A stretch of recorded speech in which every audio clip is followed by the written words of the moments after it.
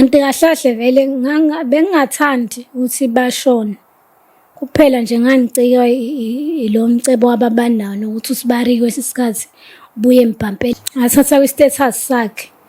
Ngathatha isithombe sakhe ngihamba ngayo sprint. Ngase ngiyasithatha-ke usinamathisela esilokhuzaneni esigxobeni.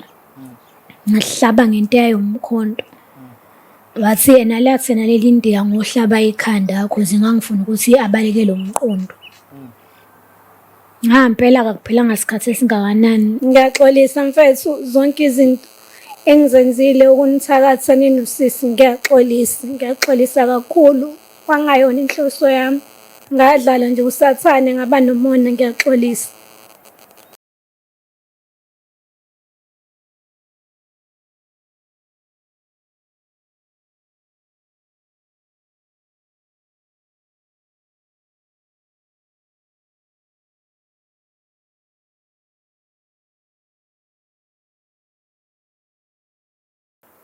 Babukeli, sometimes siyazama ukulungisa, uthola ukuthi abantu abafuna ukuthi silungise.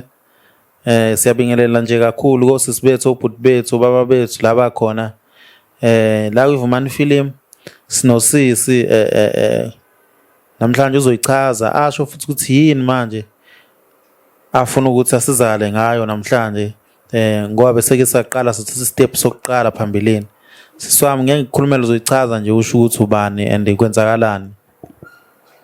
Anibonani babukeli, igama lami njengoba ngangishilo ukuthi ena nguzethu owathatha iphenti likasisi wakhe wayorigumbela ehlathini ngoba nakho exakwe indaba yomona.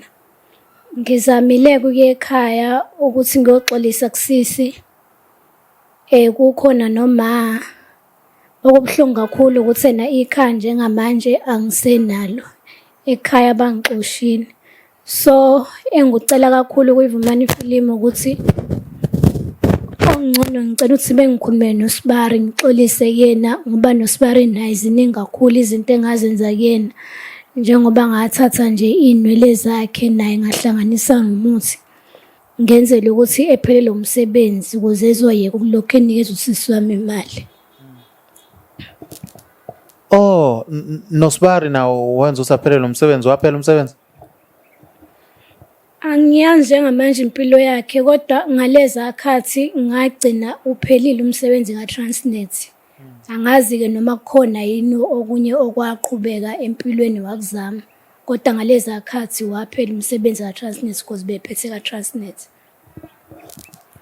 Hey my sister, khona leyo kade uke wasibhalela yona, khona indawo ekhuluma ngesithombe, ukuthi khona into wayenza ngesithombe. Ngathatha isithombe sakhe uSibari nesikasisi wami ngakuhlanganisa ebhodleleni. Nakho ngakuhlanganisa ngakufaka umuthi ngahambe ngokugqiba ngoba ngangenzela ukuthi emsebenzini enyanyeke because uyena obephethe kaTransnet. Hayibo.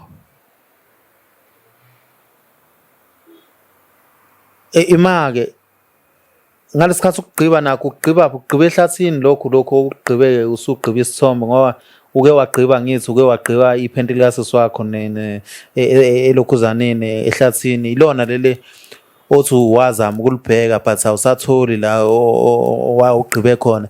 Lokho kokwesithombe wenze njani ngakho uke wazama khona ukubheka? Nakho ngathola elinye ihlathi noma ngingaselona lele ngagqibela kulona iphenti. Kodwa nakho kwakusehlathini ngoba yathi inyanga ihlathi lona eninamandla mangabe wenza izinto zobumnyama. So zonke lezi zinto bengisebenzisa ihlathi. Hayi wena. Manje awusho sisi.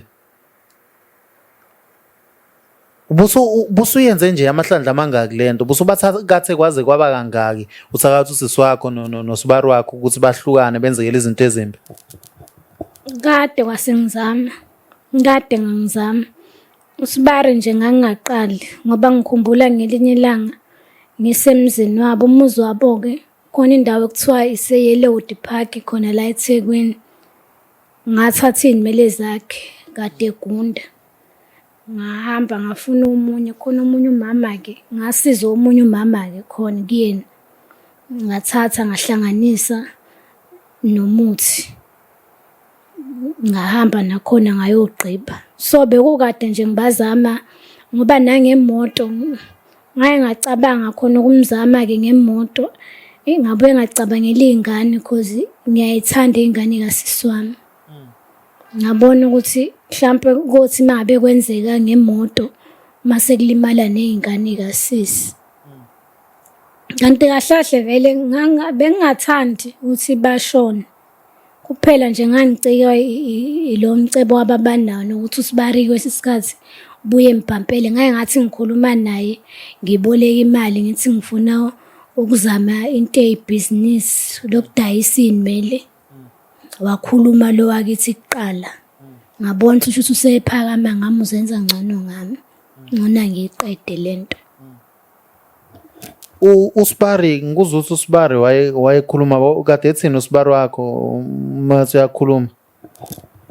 Cha, wayekhuluma nje phela ngathi elokhuzaneni ekhaya, kodwa yena inkinga kuSibari yayingekho kakhulu. Yayilo wakithi ube kuthiwa nje lo wakithi wayengaphakami ngami. Ngabe Hlasimpe sikho la ngoba uSibari ngabe Hlasimpe wangisiza ngaqala ibhizinisi lokudayisa ngey'nwele. Yebo. Ewu, South Africa. Ey. Wagcina nikhuluma khona-ke noSibari-ke mhlampe sekuyisikhathi esingakanani? Njengoba njena kakade ngila kwiVumani ngizocela usizo ngoba ngingalali ebusuku. Wabona naye. Wabona ngazama ukumfonela, uyayazi inamba yami yayingabanjwa. Yagcina isiveza ukuthi ngale kusho ukuthi usemblockile. Ngasebenzisa elinye ikhadi-ke ngamfonela nganane ngathi nje uzethu ngezwe ntuntuntuntuntuntuntu walivala. Ngaphinda wathi awuhlukane nami wena Mthakathi. Manje namhlanje ingakho ukukhetha ukuthi at least mhlambe simfonele unathi. Isona sizathu leso nawe ke wazama ukuthi ukhulume naye. Yebo, isona sizathu esingilethela kwiVumani ukuthi Hlasimpe uzongizwa mase sengicela ukulekelela ngoba ngampela ngiyalidinga lolu xolo ukuze nami ngikhululeke. Konjani manje ngibophekile angikwazi ukwenza lutho. Kubuhlungu. Manje awusho la uhlala ngakhona omakhelwane bayisimanja nje bathini nje mabekubuka ngoba ngiyababona lapha abanye bathi hawu lo sisi simthembe kanje simazi hawu wenza into ebuhlungu kanje bathini omakhelwane bathini sinjani isimo?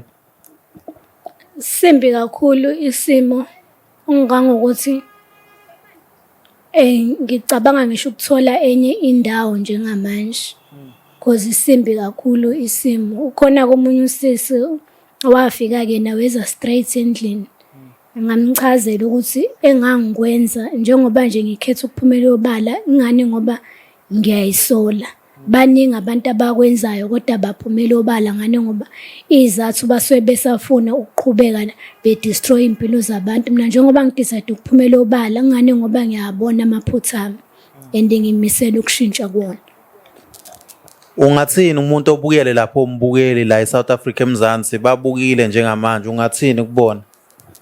Kwababukele eSouth Africa ngiwuzethu ngifisa ukubatshela ukuthi mangabe umuntu ngabe ungowesilisa noma ngabe kuthiwa wesifazane kufanele wazi ukuthi la empilweni yonke into inesikhathi sawo. uNkulunkulu mangabe sidala sonke usidale sineziphiwo zethu. Ngisho ungenzani emhlabeni isiphiwo somunye umuntu akazalwe naso angeke uzozithola.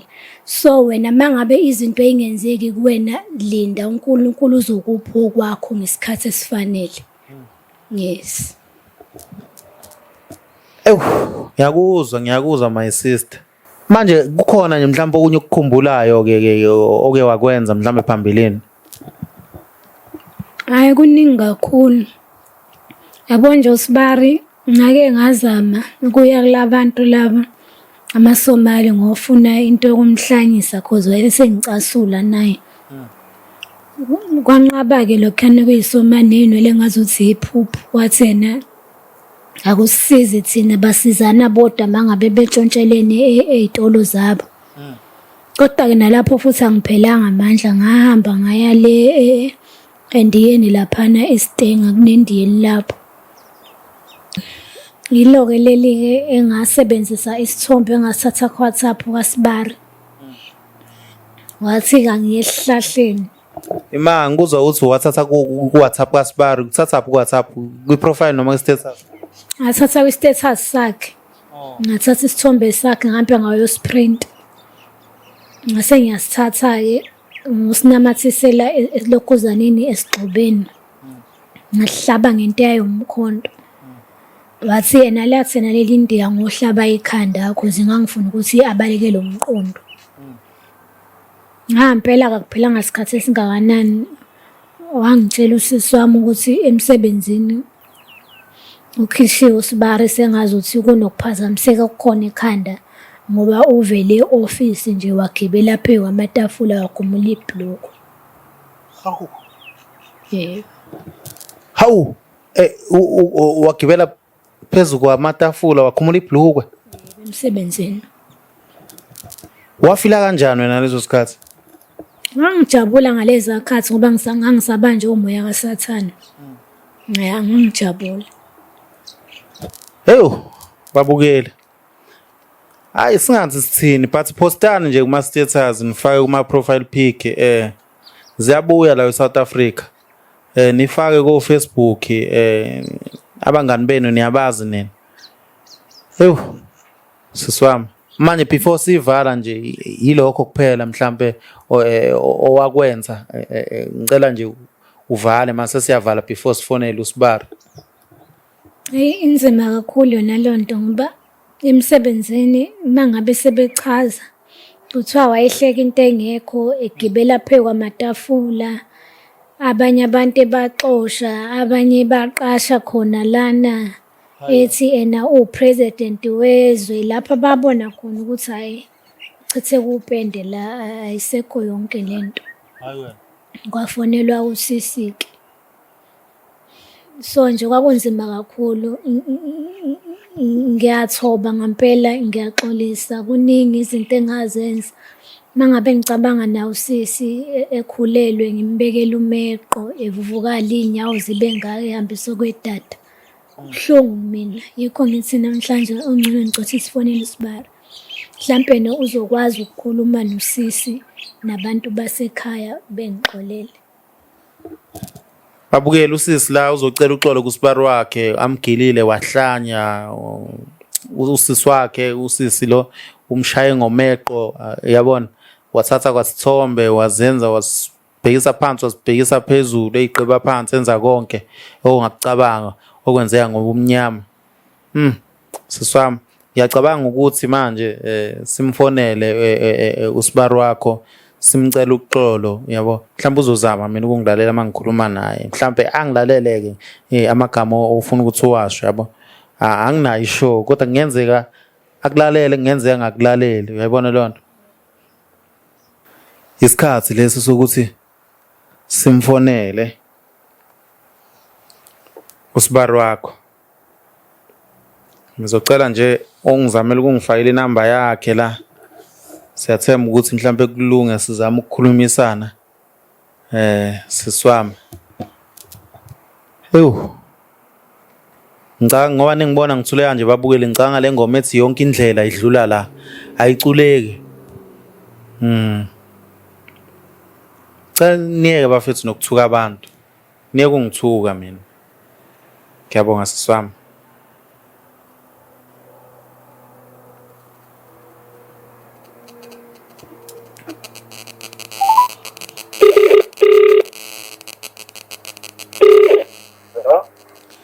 Yebo. Njani? Siyaphila webhuti niyaphila nini? Ngiyaphila ngifana ba. Ukhuluma noVumani la kweVumani film. Lana nginosisi la usisi zethu okungosibari wakho ngicanga uyamazi. Ya ngiyamazi kodwa uSibari akufena uSibari. Ya bhuti khona afuna ukuyikhuluma nje na ngizothi ngimnikeze ifoni umuzwe ukuthi ufuna ukuthini. Ora ngimnikeze. Usho konke sisi. Senzo. Hello? Yebo. Senzo, ngiyathemba ukuthi ubonile and usisi vele wakutshela. Bengizosho ukuthi mfethu ngiyaxolisa. Ngiyaxolisa mfethu zonke izinto engizenzile ukunithakatha nina usisi, ngiyaxolisa. Ngiyaxolisa kakhulu. Kwangayona inhloso yami. Ngadlala nje usathane ngaba nomona, ngiyaxolisa. Ngiyaxolisa kakhulu. And ngezwe nangaleso sikhathi emsebenzini ukuthi na kwenzakalani esikhathi ubhanjanelwa yikhanda. Ngiyaxolisa kakhulu, ngiyayisola. Usisi wabo ngendlela engangimthanda ngayo wayenza kanje wena wayenza kabuhlungu kanje. Wawukwenzelani lokho vele? Kwakuwumona nje. Kwakuwumona. Ayikho into engathi ngangiyenzela khona, kwakuwumona. Yikho ngicela wena singicela ukuthi ungikhulumele nomama nosisi ekhaya, because umama ekhaya ungixoshile. Hayi ngendlela ebengimthanda ngayo usisi wakho, yazi kodwa ukuthi bengimthanda kanjani usisi wakho. Ngazi kahle kakhulu. Yikho ngizocela uxolo. Manje ngiphelele umsebenzi ngihlezi ekhaya ngasafarisha nosisi wakho sahlukana, yonke lento wena wawukwenza ngebubomu. Uyabona ukuthi nje lento wayenza wayidalela amanzi ngomthetho. Ngiyabheda vele kumanje. Ngiyabheda, ngilali ngisho ebusuku, angazi noma lelanto yanesisitenga langinikeza umuthi orong yini. Because ima ngilala ebusuku khona nezinto engiyibonayo, ngani noma iziphoki zawena manje. Yabona ke kusukela manje umbozi lo nyaka uzokuphela usaphila yini ngoba lento wayenza yaba buhlungu kuyo. Uyangeza? Ungangisongeli phela Senzo kabuhlungu kanje. Ufuna ukubona ke manje ukuthi lo nyaka uzokuphela usaphila yini manje. Ngiyaxolisa Sibari ngithi ngiyaxolisa kuwena. Ngiyaxolisa ngona inhloso yami, ngiyaxolisa. Ngeke uze kuphinde kwenzeke.